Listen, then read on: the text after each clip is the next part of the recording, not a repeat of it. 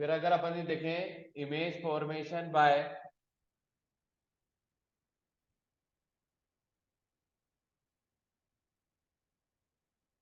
Convex mirror, तो convex mirror में सिर्फ दो ही केस होते हैं।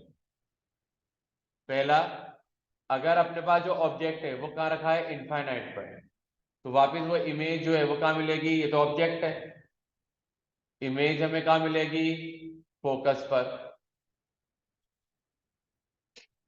ठीक है ना। पर वो कैसे मिलेगी अपन को, वर्चुअल और प्रॉपर्टीज में अगर देखें तो ये मिलेगी अपन को वर्चुअल और इरेक्ट एंड वेरी स्मॉल या पॉइंट साइज। और सेकंड है कहीं पे भी रखा हो, कहीं पे के मतलब बिटवीन इनफाइनाइट एंड पी, पोल और इनफाइनाइट के बीच में कहीं भी रखा हो, तो जो इमेज मिलेगी वो मिलेगी between F and P, focus और पी के बीच में कहीं पे भी। और सब केस ही मिलेगा अपन को, वर्चुअल मिलेगा, इरेक्ट मिलेगा और स्मॉल साइज मिलेगा। मतलब इसमें कुछ भी हो जाए, इमेज फोकस के बाद नहीं मिल सकती, हमेशा कहाँ मिलेगी, फोकस के पहले ही मिलेगी।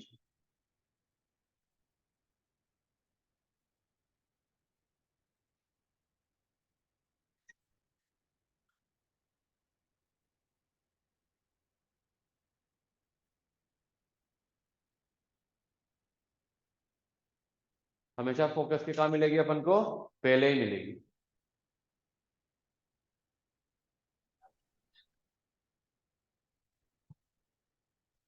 तो कॉन्वेक्स मिरर में सिर्फ दो ही केस है, जिसमें इमेज अगर अपने पास है तो हमेशा फोकस और पोल के बीच में मिलती है, ऑब्जेक्ट इनफाइनाइट और पी के बीच में कहीं भी हो सकता है ना, ये दो केसेस हो गए। तो ध्यान क्या रखना है, जैसे 6 वाला पॉइंट को डायग्राम बनाना कम ही पूछते हैं, पूछ लिया हो तो एक बार प्रैक्टिस रख लेना, करते हैं कैसे अपने पास। जैसे आपने 10th क्लास में भी पढ़ा हुआ है, ऐसे कोई बड़ा टॉपिक नहीं है ये, मैंने यहाँ पे आपको इमेज फॉर्मेशन का तरीका बता ही दिया कि भाई एक ही पॉइंट से दो रेस को बाहर निकालो ऐसे, और टकराने के बाद जहां मीट कर जाएंगी वहीं पे क्या बनेगी, इसकी इमेज बनेगी। तो आप घर पे एक बार प्रैक्टिस कर लो, जिसमें डाउट हो फिर मेरे से पूछ लेना, ठीक है ना, कि सर ये वाला इमेज में दिक्कत आ रही है कैसे बनाऊं। तो एक बार देख लेना बना के सारे डायग्राम अपने पास, ठीक है ना, बुक में भी है ही अपने पास, 10th में भी आपने ड्रॉ करे ही होंगे अपने पास, ठीक है ना, ऐड कर लेना बाद में। तो ये सारे पॉइंट ध्यान रखने हैं। क्वेश्चन अगर आ जाएगा अपने पास तो ऐसे, एक क्वेश्चन तो ऐसा सिंपल जिसमें आपको यू की वैल्यू दे देंगे, एफ की वैल्यू दे देंगे। हमसे बोला कि एक ऑब्जेक्ट है अपने पास जो कि कॉनकेव मिरर में 30 सेंटीमीटर पे रखा है, जिसकी फोकल लेंथ 10 सेंटीमीटर है ना, कि पूछा अपने पास what is the properties of image, है ना, एंड पोजीशन ऑफ इमेज। तो इमेज की पोजीशन बताओ, प्रॉपर्टीज बताओ, तो कर लेंगे, फॉर्मूला लगा लेंगे। फॉर्मूला लगाते टाइम ध्यान रखना है, ये जब भी दोनों फॉर्मूले यूज करेंगे अपन, ये वाला भी, तो विद साइन कन्वेंशन करना है। इसका मतलब क्या है कि जब u की वैल्यू प्लस लेनी है माइनस लेनी है, पहले चेक करेंगे, v की वैल्यू प्लस लेनी है माइनस लेनी है, चेक करेंगे आपके पास, ठीक है ना। जो वैल्यू गिवन होती है ना उन्हीं में ही साइन कन्वेंशन लगाना है, जिनके बारे में पता नहीं है उसको तो ही लगा लेंगे, क्योंकि उनको तो फाइंड कर रहे हैं, ठीक है ना, तो उनमें कभी साइन कन्वेंशन यूज नहीं करेंगे। तो एक पैटर्न का क्वेश्चन तो ऐसा है जो सिंपली पूछ ले अपने। दूसरा पैटर्न क्या है अपने पास, कि कभी कभी क्वेश्चन ऐसा दे देंगे अपने पास कि an object is placed in front of concave mirror of या ऐसे बोलते हैं ऑफ फोकल लेंथ 20 सेंटीमीटर, ठीक है ना, and image is formed 3 times of size of object, find position of object।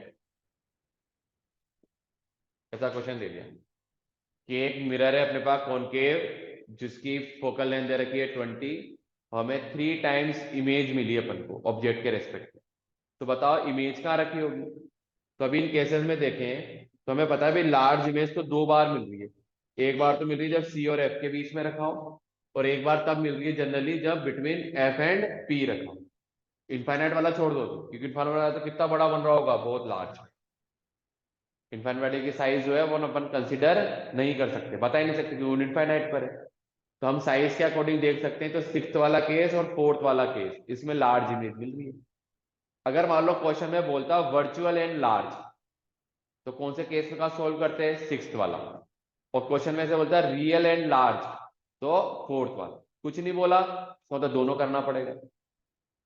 तो जब दोनों करेंगे तो इसमें और इसमें फर्क क्या पड़ा, इसमें रियल इमेज है ना, तो रियल इमेज का एम कैसा होता है, नेगेटिव। और वर्चुअल इमेज का एम कैसा होता है हमारा, पॉजिटिव। तो इसमें क्या करा, इसी क्वेश्चन को सोल्व करने के फिर 2 पार्ट कर लिए अपन ने। पहला, एम की वैल्यू मैंने -3 ले ली। -3 का मतलब इमेज कैसी मिल रही होगी, रियल। और एम किसके बराबर होता है, अभी लिखा है अपन ने, देखो एम कैसा है, v बाय यू, या फिर माइनस माइनस कैंसिल, तो v की वैल्यू कितनी आ गई,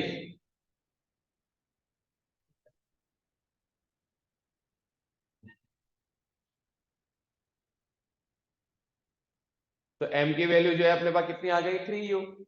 अब कुछ नहीं करेंगे, लेंस तो मैं मिरर फॉर्मूला लगा दो, तो मिरर फॉर्मूला हमने यूज कर लिया। तो 1/f equal to 1/v plus 1/u। f कैसे लेंगे, प्लस की माइनस, कॉनकेव का माइनस है, तो माइनस में कितना आ जाएगा, 20। v की वैल्यू कितनी आ रही है, 3u। आ रही है ना अपने पास, सॉल्व करोगे तो कितना आ गया ये, टोटल कितने हो गया, 4/3u हो गया ना। कितना हो जाएगा ये, 4/3u।